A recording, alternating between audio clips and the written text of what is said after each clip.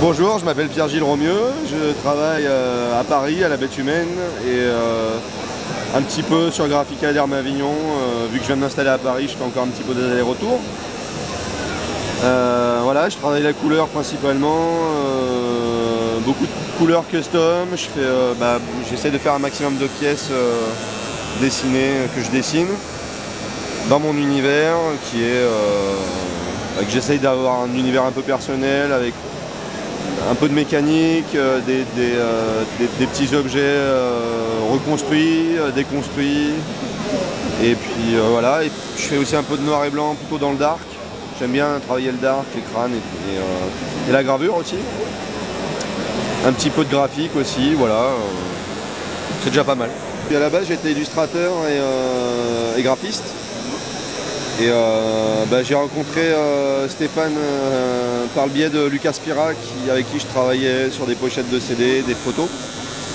Et il m'a présenté Stéphane, à qui j'ai fait un site internet et qui m'a proposé de faire une formation de tatouage. Et j'ai donc dit peut-être. Et ensuite j'ai dit oui. Et j'ai donc fait une formation de tatouage et j'ai attaqué à Orange avec David Coste qui m'a formé et déformé. Et ensuite j'ai appris le tatouage et voilà, j'en suis là aujourd'hui. Ça fait 10 ans que je travaille et je viens de commencer à Paris à la Bête Humaine depuis 4 mois.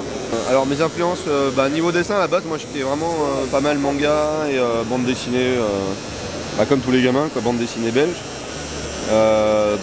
Pas mal aussi la peinture des grands classiques, l'école hollandaise, plutôt vraiment classique quoi. Du 15e et 16e. Et puis après, quand je suis rentré dans l'univers du tatou, j'ai démarré donc avec David, donc j'ai beaucoup regardé du côté avec David Coste, Graphica d'Hermes Orange. Donc une de mes grandes influences du tatouage, évidemment. Et après dans le tatou, au début beaucoup tout ce qui était dans le bioméca, parce que forcément David. Et puis Nick Baxter, et puis après ça a dévié. J'ai regardé aussi beaucoup ce qu'il faisait en Europe. En France, j'avais pas mal de potes tatoueurs aussi, donc j'aime beaucoup ce que fait Navette en France. J'aime beaucoup Xoil dans ce qu'il fait, c'est vraiment énorme. Après, je pense que mon maître à penser, ça reste quand même Nick Baxter. J'adore ce qu'il fait. Dans le traitement qu'il a des images. Tim Funk Burn, j'aime bien. Capo Bianco, j'aime beaucoup aussi. Et après, dans le noir et gris, j'aime beaucoup le dark, j'aime beaucoup Toxic. Je suis allé guester aussi chez Oli Hanger, j'adore ce qu'il fait. Je lui fais un petit coucou, en passant. Et puis, voilà, ça fait beaucoup déjà. Mais j'ai pas que ça, mais là, bon, c'est difficile, ouais, c'est difficile d'en trouver beaucoup d'un coup. Aujourd'hui, quelqu'un qui aurait envie que tu lui tatoues une pièce, comment ça se passe? Peu importe le support, peu importe le modèle, ou tu as besoin d'avoir un coup de cœur avec le tatouage qui est demandé, il y a de l'attente, comment ça se passe? Comment tu bosses en fait? Il y a assez peu d'attente au niveau rendez-vous de prépa, c'est-à-dire que les gens viennent et puis on commence à réfléchir ensemble. Et à dessiner directement ensemble, à faire un croquis ensemble, comme ça je peux voir la personne et en même temps dessiner avec elle. Et puis par contre après c'est vrai que j'ai un petit peu d'attente pour concrétiser le dessin et le réaliser. Après à Paris j'ai assez peu d'attente en termes de rendez-vous, donc on va dire 2 semaines pour que les gens viennent, qu'on dessine. Il y a 1 ou 2 mois pour attendre, je termine le dessin et puis après on attaque 1 mois plus tard, on attaque le tatou. Voilà. Et après, oui, faut se voir, faut qu'on parle ensemble, c'est plus facile. On gagne du temps à se voir directement et à parler du projet. Voilà.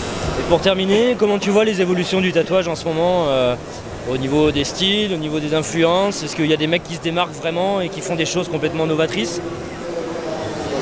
C'est par période, donc là depuis 4-5 mois, c'est vrai que je me tiens pas beaucoup au courant parce que je viens de démarrer à Paris et que je suis vraiment dans le jus. Mais graphiquement, oui, ça a beaucoup évolué. Techniquement, il y a de plus en plus de jeunes qui viennent, qui démarrent et ont un gros bagage technique de dessin, de plus en plus, qui ne sont pas forcément dans le milieu du tatou dès le début, qui ne connaissent pas forcément le milieu, mais qui sont techniquement très au point graphiquement. Après, le niveau général il augmente de plus en plus, toujours. On ne sait pas jusqu'où ça va aller, mais ça augmente vraiment beaucoup. Donc c'est bien.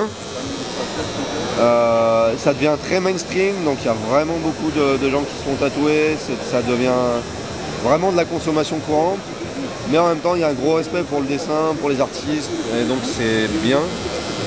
Il y a quand même une bonne balance, il y a une très grosse médiatisation, beaucoup plus qu'avant.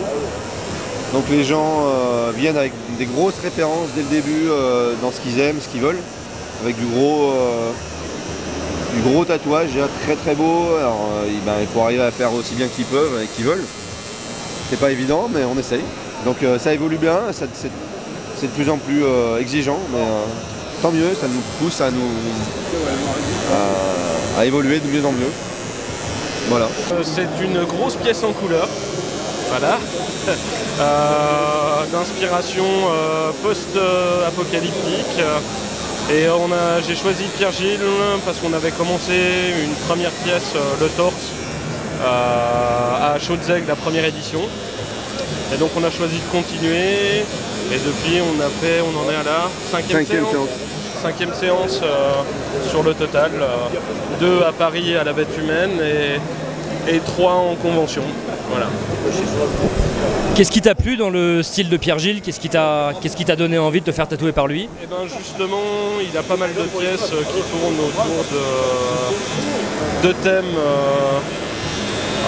on va dire apocalyptiques, post-apocalyptiques, des petites bébêtes qui ont l'air d'avoir mal. Et je me suis dit que ça conviendrait particulièrement au thème de mon tatou, donc voilà.